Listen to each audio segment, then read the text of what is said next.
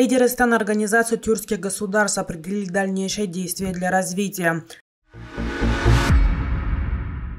Таджикские самбисты не смогут принять участие в чемпионате по самбо из-за отсутствия гарантий безопасности.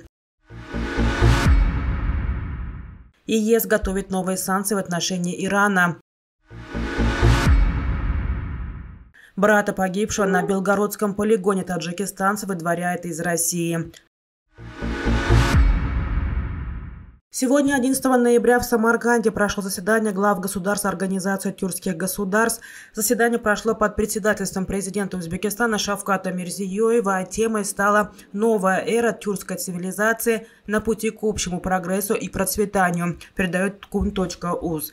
Главы государств обсудили текущее состояние и перспективы сотрудничества в политической, экономической и культурно-гуманитарных сферах. Были рассмотрены вопросы усиления взаимосвязанности и расширения взаимодействия в области туризма, энергетики и сельского хозяйства.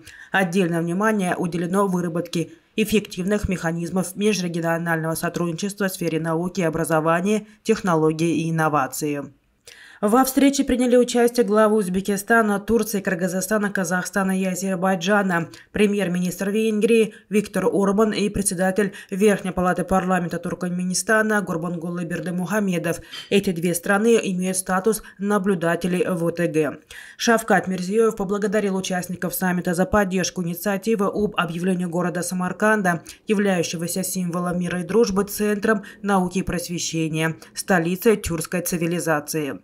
По словам Мирзиёева, в период своего председательства Узбекистан намерен эффективно реализовать концепцию видения тюркского мира 2040 и принятую сегодня пятилетнюю стратегию Организации тюркских государств, укрепить авторитет организации, охватывающей обширный регион с населением свыше 170 миллионов человек и, самое главное, вывести еще на более высокий уровень сотрудничества стран и народов, имеющих общую историю, язык и культуру. Также Мирзиёев предложил ежегодно проводить Международный тюркский экономический форум. По итогам саммита были подписаны следующие документы: Декларация саммита Организации тюркских государств, протокол о внесении изменений в Нахичеванское соглашение о создании Совета сотрудничества тюркских язычных государств, решение о принятии правил процедуры Организации тюркских государств, решение о назначении генерального секретаря Организации тюркских государств и его заместителей, а также президента и вице-президента Тюркской академии, решение об учреждении Тюркского инвестиционного фонда. Из-за того, что безопасность таджикских спортсменов не может быть обеспечена, самбисты страны не примут участие в чемпионате мира по самбо, который стартовал сегодня, 11 ноября, в столице Кыргызстана Бишкеке.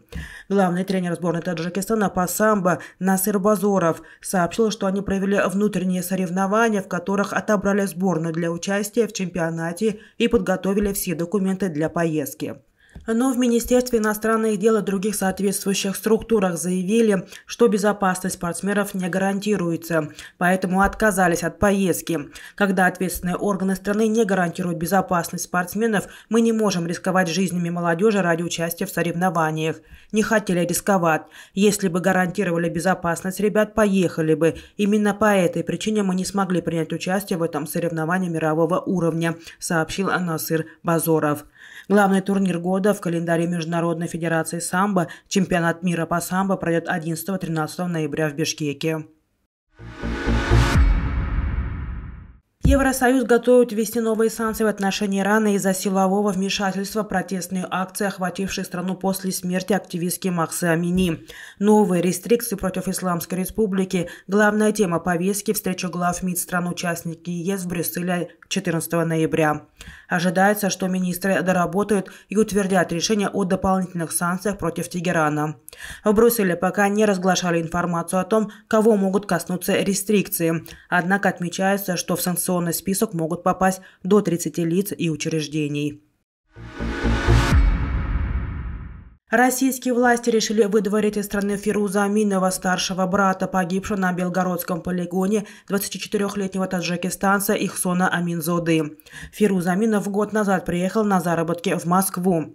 По словам близких, 26-летний Фируз Аминов был задержан в российской столице 2 недели назад.